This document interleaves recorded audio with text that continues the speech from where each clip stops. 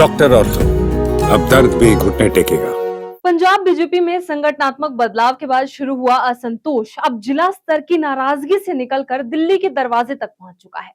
नए जिला अध्यक्षों की नियुक्तियों ने पार्टी के पुराने और टकसाली नेताओं को नाराज कर दिया है। कहीं सामूहिक इस्तीफे हुए तो कहीं दशकों से पार्टी से जुड़े नेताओं ने अपने संगठनात्मक पद छोड़ दिए।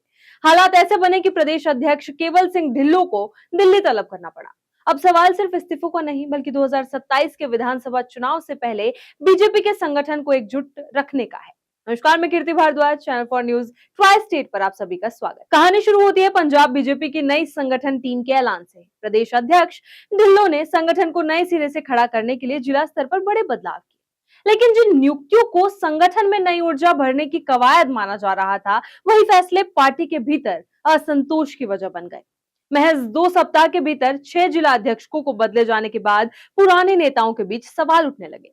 आरोप लगा कि दशकों से बीजेपी के साथ खड़े रहे नेताओं की जगह दूसरे दलों से बीजेपी में आए नए चेहरों को ज्यादा तवज्जो दी जा रही है। और फिर शुरू हुआ इस्तीफों का सिलसिला। सबसे बड़ा झटका होशियारपुर से आया। यहां जिला संगठन में बदलाव के विरोध में बीजेपी के वरिष्ठ नेता तीक्ष्ण सूद ने अपने सभी संगठनात्मक पदों से इस्तीफा दे दिया। तीक्ष्ण सूद ने सिर्फ एक नेता नहीं थे बल्कि पंजाब बीजेपी के पुराने और प्रभावशाली चेहरों में गिने जाते हैं। उनके इस्तीफे के बाद विरोध और तेज हो गया। होशियारपुर में 111 पदाधिकारियों और कार्यकर्ताओं ने सामूहिक रूप से संगठनात्मक पदों से इस्तीफा दे दिया। इनमें मंडल अध्यक्ष, जिला सचिव और अलग अलग मोर्चों से जुड़े पदाधिकारी शामिल बताए जा रहे हैं। यानी जिस संगठन को चुनाव से पहले बूथ से लेकर जिले तक मजबूत करने की तैयारी थी, उसी संगठन में नाराजगी अब सामूहिक रूप ले चुकी थी। विरोध सिर्फ होशियारपुर तक सीमित नहीं रहा। फरीदकोट में जिला अध्यक्ष बदले जाने के विरोध में मंडल अध्यक्ष समेत करीब 10 वरिष्ठ पदाधिकारियों ने इस्तीफा दिया। लुधियाना, खन्ना, मुक्तसर और संगरूर जैसे जिलों में भी संगठनात्मक बदलाव को लेकर नाराजगी की खबरें सामने आई। कुल मिलाकर 120 से ज्यादा पुराने नेताओं और पदाधिकारियों के संगठनात्मक पदों से इस्तीफे की बात सामने आई है। बीजेपी के पुराने नेताओं की नाराजगी का सबसे बड़ा तर्क यही है कि पार्टी में लंबे समय से काम करने वाले कार्यकर्ताओं को नजरअंदाज किया जा रहा है। उनका सवाल है, अगर चुनावी मैदान में संगठन को पुराने कार्यकर्ताओं के दम पर खड़ा करना है, तो संगठनात्मक फैसलों में उन्हीं कार्यकर्ताओं की भूमिका क्यों कम की जा रही है? यहीं से मामला सिर्फ पंजाब बीजेपी का अंदरूनी विवाद नहीं रहा। दिल्ली आला कमान ने पूरे घटनाक्रम को गंभीरता से लिया और प्रदेश अध्यक्ष केवल सिंह ढिल्लों को दिल्ली बुलाया गया। केंद्रीय नेतृत्व की चिंता साफ है।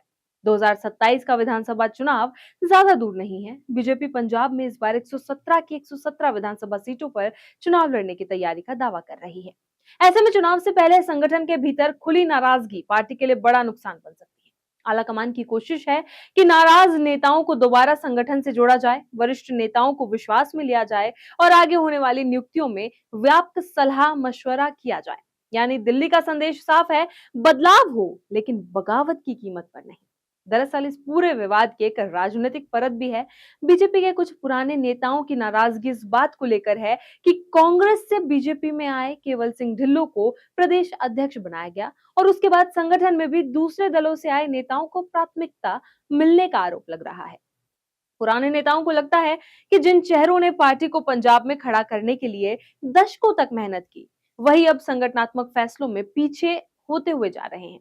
यही वजह है कि तीक्ष्ण सूद, सुखमिंदर ग्रेवाल और मनिंदर सिंह जैसे पुराने चेहरों की नाराजगी ने नेतृत्व पर दबाव बढ़ा दिया है। हालांकि दिल्ली से लौटने के बाद केवल सिंह ढिल्लों ने विवाद को ज्यादा तूल नहीं देने की कोशिश की।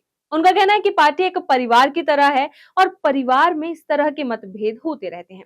नाराज नेताओं को पूरा सम्मान दिया जाएगा और जल्द ही सभी को साथ लेकर आगे बढ़ा जाएगा। ढिल्लों का दावा है कि बीजेपी का लक्ष्य पंजाब की सभी 117 विधानसभा सीटों पर चुनाव लड़ना है और कार्यकर्ताओं का मनोबल लगातार ऊंचा करना है। इस तरह खबरों के लिए बने रहें channel for news tri state पर।